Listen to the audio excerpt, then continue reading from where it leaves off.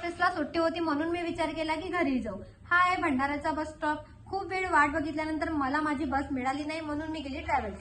2 तासाच्या प्रवासानंतर मी फायनली घरी पोहोचले. हा आहे माझं घर, बघून घ्या गाईज. मग माझी बहीण मला म्हणते की चल शेतात जाऊ. शेतात आल्यानंतर समजलं की आज तर आमच्या शेतामध्ये रोवणं आहे. बघा रोवणं असल्यामुळे एवढं सारा चिखल असते.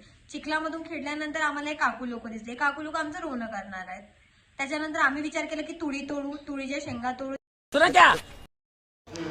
बघा गाईज स्ट्रगल. शेतामध्ये आल्यानंतर खूप काम करावं लागते. मौसम तर मस्त होता. हे काकू लोक तर खूप जास्त एक्साइटेड होते व्हिडिओ मध्ये यायला.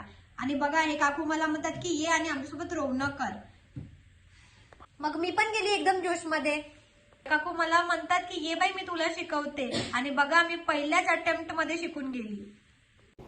ज्यांना कुणाला जॉब पाहिजे असेल तर आमच्या शेतामध्ये भरपूर वॅकन्सीज आहेत, तर लवकरात लवकर अप्लाय करा. माझं रोवणं बघून माझी बहीण पण मैदानात उतरली. इतने तेजस्वी लोग हैं हमारे पास. ट्रॅक्टर बघून तर मला असा विचार आला की ट्रॅक्टर तर मला पण चालवता येते, पण ट्रॅक्टरवाल्या काकांनी मला ट्रॅक्टर चालवू नाही दिलं. अच्छा. मग आम्ही चिंच तोडले. हे काकू लोक जेवण करायला बसले. तेवढ्यातच आम्ही या लोकांना बाय म्हटलं आणि घरी आलो. हे बघा किती सुंदर बगीचा बनवलेला आहे माझ्या मम्मीनी. मग माझ्या मम्मीनी बनवले गरमागरम ब्रेड पकोडे. या तुम्ही पण खायला. आईज माझ्या नानीला भेटा.